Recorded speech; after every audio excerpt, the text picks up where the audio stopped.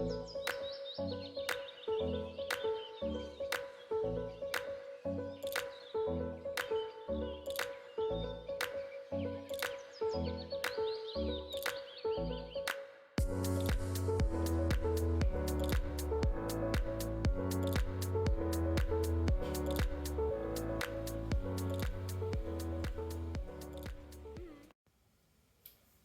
tout le monde! Suite au sondage que j'ai fait sur Instagram et suite à vos votes, je vous retrouve aujourd'hui pour cette première vidéo YouTube pour réaliser donc le tuto de cette jupe longue avec une maxi-fente. Donc cette jupe, c'est une jupe qui est vraiment super simple à coudre, comme je vous disais sur mes différents posts Instagram, qui est vraiment très simple parce que c'est deux grosses parties avec un élastique à la taille, donc vraiment très basique, accessible aux débutantes. Pour le coup, qu'on peut considérer taille unique parce qu'elle peut aller du 34 au 44. Vous avez juste en fait à faire varier la taille de votre élastique. Et ici, tout le tuto va être réalisé pour à peu près un gabarit d'1m60 à 1m65. Mais je vais vous expliquer par la suite comment est-ce que vous pouvez un petit peu faire varier si vous êtes plus grande ou plus petite que moi. Voilà, bah écoutez, maintenant il n'y a plus qu'à. Alors, pour la structure de cette jupe longue, c'est vraiment très simple. Donc on va avoir trois rectangles. Le premier qui va être pour la partie haute, donc ici jusqu'au fronce, avec ici tout simplement donc une couture côté et un rabat ici pour faire un couloir pour passer l'élastique. Et ensuite on va avoir donc deux rectangles vers le bas qui vont être froncés en fait pour faire toutes les jolies fronces de la jupe, avec une couture côté qui va se trouver donc sur le côté plus vers l'arrière. Et sur le devant, au lieu de faire une couture, on va faire une maxi-fente qui va partir donc tout simplement de la partie en fait qui fait le lien entre la partie haute et la partie basse. Et on va ici venir faire un rabat des deux côtés de la fente, puis un ourlet. C'est tout simple. Donc au niveau du matériel qu'il va nous falloir pour réaliser cette jupe. Tout d'abord un grand merci à Mondial Tissu qui m'a offert tout le matériel pour réaliser mon tuto, donc que ce soit le tissu ou la mercerie. Donc j'ai choisi moi chez Mondial Tissu cette popeline de viscose fleurie. Je m'approche pour que vous puissiez voir le motif. Donc c'est une popeline qui est vraiment très très souple, que j'aime beaucoup. Pour le tissu, il vous faut un tissu qui soit fluide, donc que ce soit crêpe, viscose, popeline de viscose, microfibre, un coton un peu fin, pour que vous puissiez retrouver en fait ce tombé et finalement des fronces qui soient bien formées. Pour une version longue comme celle-là, vous allez partir donc sur 1,80 m. Si vous souhaitez plutôt une version midi, ce que moi je vais faire avec celle-là pour ma version automnale, on part plutôt sur 1,60 m. Moi je pars donc d'1,62 m au niveau de ma taille. Donc si vous êtes plus grande, je vous laisse en fonction rajouter des centimètres, et inversement si vous êtes plus petite, évidemment je vous laisse aussi prendre un petit peu moins. Donc on part donc sur le tissu. Ensuite on va avoir donc du fil. Moi j'ai pris du Gutermann parce que c'est ce que je préfère au niveau de la qualité, donc un fil qui soit assorti à votre tissu. Ensuite de l'élastique, donc on va retrouver donc ici. Ici au niveau de l'élastique on va partir sur une largeur de 25 mm. Donc moi j'ai pris du noir parce que le fond de ma jupe est noir, mais vous pouvez prendre du blanc ou autre. Donc voilà, au niveau du tissu, donc qu'il soit assez ferme, c'est le mieux. Et il faut que vous preniez à peu près 10 cm en dessous de votre tour de taille pour une élasticité qui est normale. Et pour terminer, des aiguilles à machine, des universels. Et moi j'ai pris donc des 70 parce que c'est ce qui va le mieux, j'estime, pour ma popeline de viscose. Je vous laisse adapter forcément en fonction du tissu que vous avez choisi. Donc tout d'abord, on va voir comment découper le tissu. Donc imaginons que ce soit notre tissu avec ici les lisières. On va venir le plier donc endroit contre endroit en deux et épingler pour stabiliser. Et ici on va venir tracer, donc soit à la craie, soit au stylo effaçable, nos trois gabarits. Donc le premier qui va être donc la partie haute, donc ici au pli. Ici on va prendre une largeur de 70 cm. Et ici, une hauteur de 36. Et ensuite, on va venir donc tracer nos deux autres gabarits qui vont être finalement les deux parties du bas. Donc la première, ici, donc qui est censée être droite bien sûr, et la deuxième identique. Donc les deux au pli. Et ici, donc on va venir ici donc à 67 cm et demi et ici à 67 aussi. Et donc identique ici, 67 et demi et 67 pardon. Et si vous souhaitez donc la faire en longueur midi, donc ça c'est pour une version longue, en longueur midi, on va venir faire ces deux mesures à 57. Donc pour rappel, ça c'est pour un gabarit à peu près comme le mien, donc 1m62, 1m65. Si vous êtes plus grande, je vous laisse rajouter du coup sur cette mesure ici, 5 voire 10 cm en fonction de votre taille. Et du coup, maintenant, il n'y a plus qu'à tracer les gabarits sur le tissu, venir tout épingler et découper tout autour. Et on se retrouve après.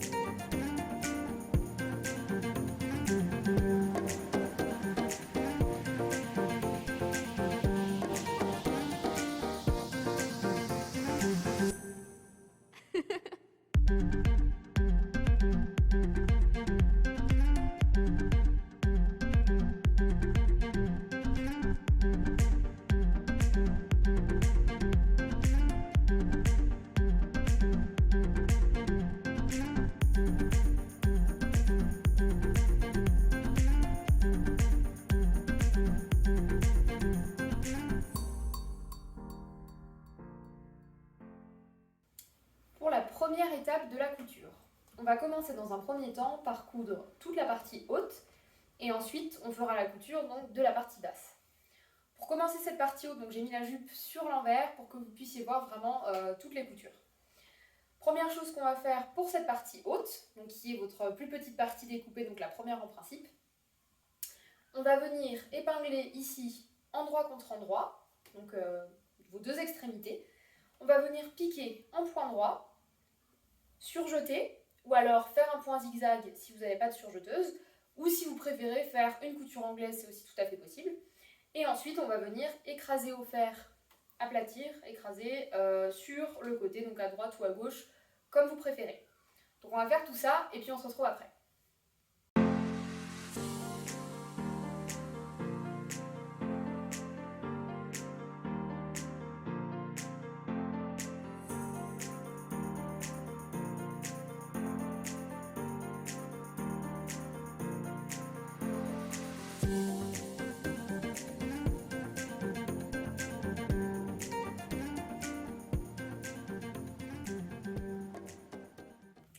Maintenant qu'on a cousu ici, sur cette première partie, on va venir coudre ici donc, le couloir pour notre élastique. Alors ça va se faire en deux temps. Le premier mouvement, ça va être de faire un premier repli d'1 cm, donc tout en haut. Soit vous pouvez juste épingler, soit vous pouvez marquer au fer si vous préférez. Donc 1 cm, et ensuite on va rabattre de nouveau sur 3 cm. Une fois qu'on aura rabattu, on va venir tout épingler comme ça, et on va venir faire une surpiqûre tout le tour à 2 mm du bord. Et on va laisser à peu près 5-10 cm d'ouverture pour qu'on puisse enfiler l'élastique.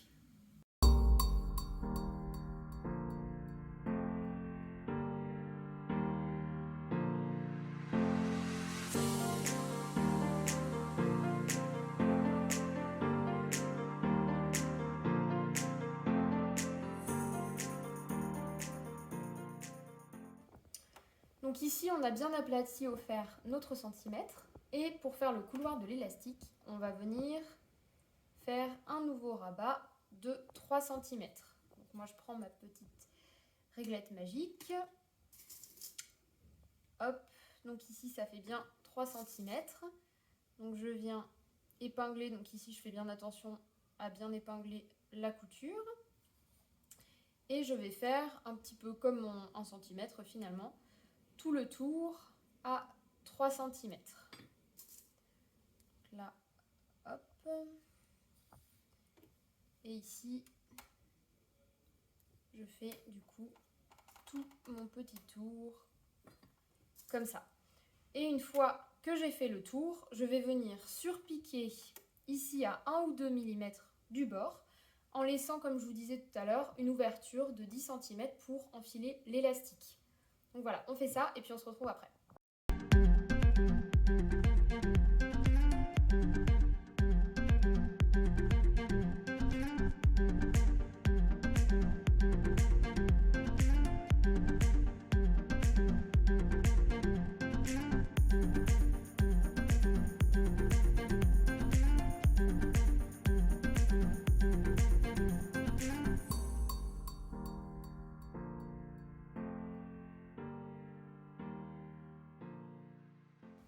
Alors, maintenant, on va s'occuper de l'élastique, donc on va retrouver ici.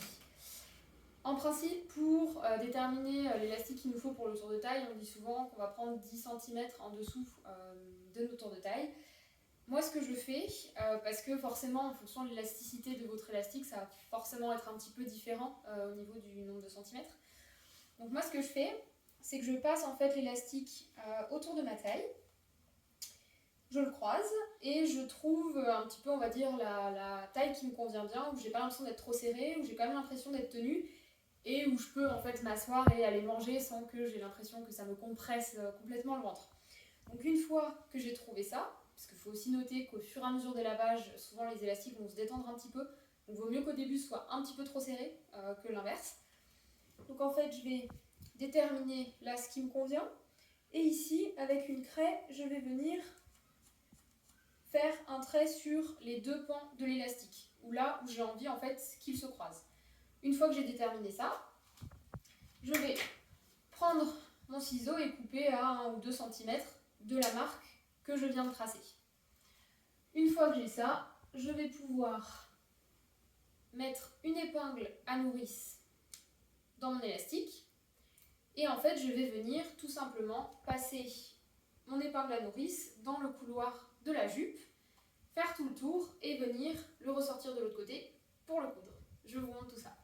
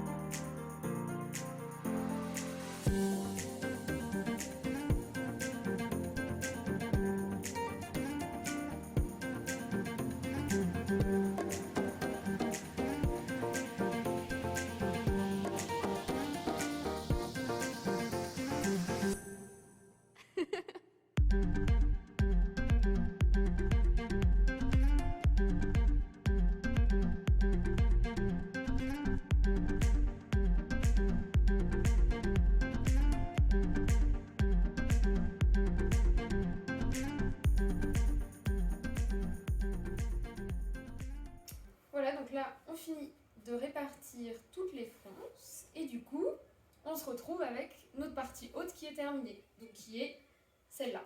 Et du coup, maintenant, on va pouvoir attaquer toute la partie basse.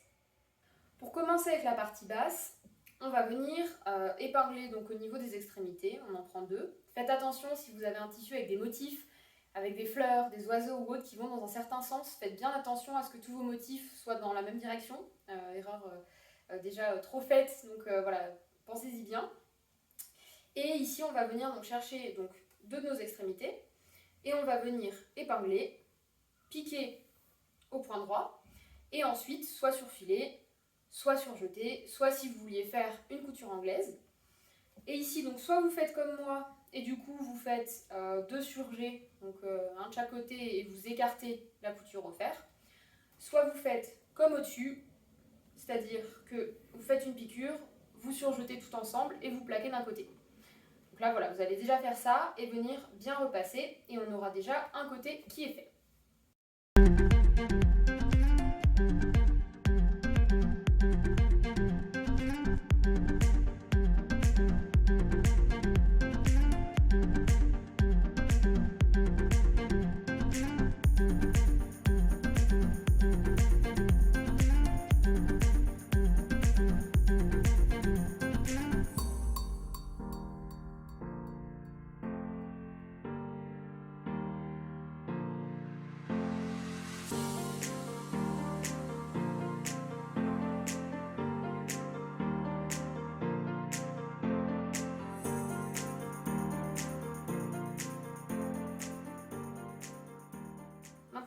cousu donc un de nos côtés du bas. De l'autre côté, bon là c'est censé être à l'avant, hein, vous vous doutez, mais du coup ça va être donc la partie de la fente.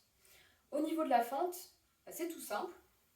On va venir, je vous montrerai en détail bien évidemment, mais on va venir surjeter ou faire un point zigzag et tout simplement faire un rabat d'1 cm qu'on va venir surpiquer pour qu'il soit bien plaqué. Donc voilà, le rabat d'1 cm, on peut le faire, l'aplatir au fer et après faire tranquillement notre petite surpiqûre.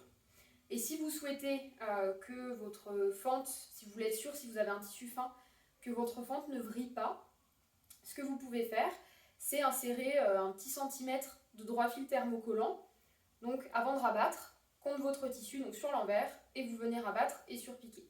Et ça, je vais vous le montrer donc en détail par la suite. Donc ce que je vous disais au niveau de la fente, c'est qu'on peut mettre du thermocollant. Donc c'est ce que j'ai fait, moi, en avance de phase sur celui-là. Donc en fait, je vais m'approcher. J'ai mis une bande comme ça sur toute la longueur de thermocollant pour pas que la fente vrille et je suis venue faire donc un surjet et j'ai déjà plié au fer sur 1 cm. Et ici, je vais venir du coup faire une surpiqûre au bord des deux côtés. Et ce que je vous disais, si vous le souhaitez, vous pouvez du coup faire un double rabat d'1 cm si vous n'avez pas envie qu'on voit le surjet. Et voilà. Donc voilà, encore une fois, le thermocollant n'est pas du tout obligatoire. Moi, je préfère pour éviter que ça fasse des petites vrilles. Voilà, donc maintenant, on va faire sur les deux côtés une surpiqûre tout le long. Et puis après, il ne nous restera plus qu'à tout assembler.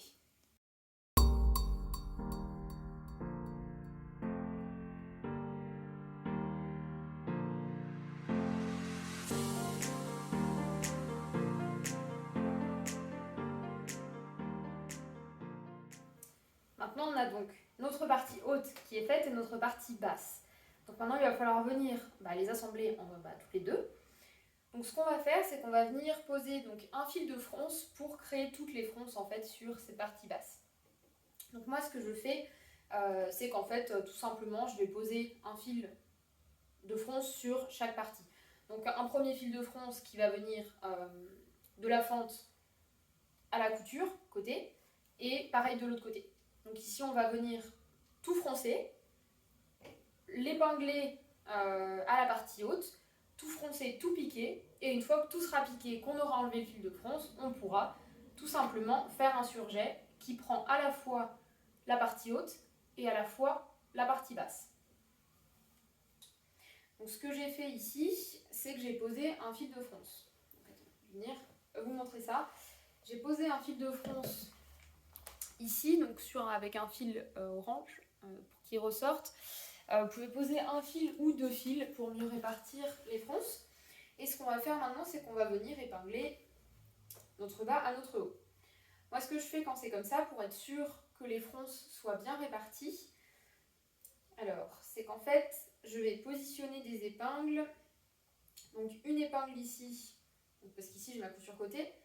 Je vais mettre une épingle ici. Et ensuite, je vais aligner et je vais en poser une à égale distance. C'est ce qui va me permettre, en fait, tout simplement d'avoir tout à distance égale, en fait. Voilà. Et ici, ici. Hein? Et donc ici, j'ai fait la même chose.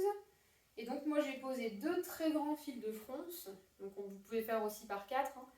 Mais du coup, j'ai posé deux très grands fils de fronce, donc un sur chaque partie. Et ici, on va pouvoir venir épingler tout simplement notre endroit contre endroit, notre maxi volant à notre partie haute. Ici, j'ai épinglé donc mes 4 points, comme j'ai dit. Donc moi, je divise en 4 et comme ça, après, je peux répartir les fronces. Au niveau de la fente, ici, comme je vous disais, on va venir positionner nos deux pans l'un à côté de l'autre. Donc en fait, juste que je les retrouve, ici, donc je suis venue épingler comme ça. Voilà. Et maintenant, ce qu'il va falloir faire, ça va être tirer sur les fils de fronce. Donc on va venir ici tirer pour créer des fronts sur toute la longueur. Tout épinglé. Et après, on va venir piquer à 1 cm et surjeter.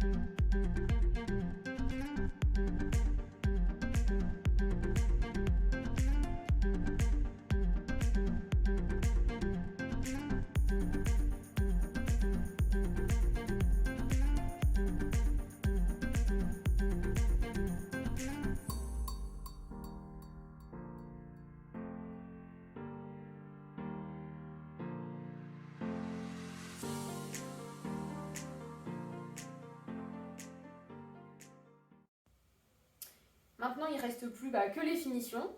Donc si vous le souhaitez, vous pouvez faire une surpiqûre, donc côté endroit, ici. Vous pouvez faire une surpiqûre si vous voulez, on va dire, un petit peu aplatir, sécuriser vos fronces.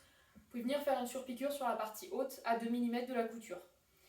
Et plus spécifiquement au niveau de la fente, pour pas que ça tire ici, vous pouvez faire quelques petits points. Mais sinon, la seule chose qui va vraiment rester, ça va être l'ourlet ici. Donc dans les mesures que je vous ai données, j'ai compté pour un ourlet de 2 cm. Donc là, tout simplement, vous allez pouvoir venir surjeter ou faire un point zigzag et puis faire un ourlet donc, de 2 cm avec une surpiqûre. Et si vous souhaitez qu'on ne voit pas de surjet ou de point zigzag, vous pouvez dans ce cas-là faire un double repli d'1 cm. Et voilà, vous aurez fait votre ourlet et votre jupe sera terminée.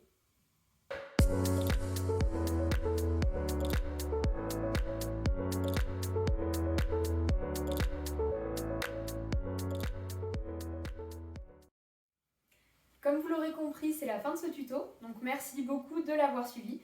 J'ai vraiment hâte de voir toutes vos réalisations. Si vous avez la moindre question, n'hésitez pas à me les poser, donc soit dans les commentaires en dessous de la vidéo, ou alors par message privé sur Instagram. Et si vous souhaitez choper ce super tissu, donc cette popeline de viscose, donc je vous rappelle qu'il vient de Mondial Tissu, que j'ai gentiment eu en cadeau pour le tuto, n'hésitez pas à aller voir dans la description, je vous mets le lien. Merci beaucoup et à très vite.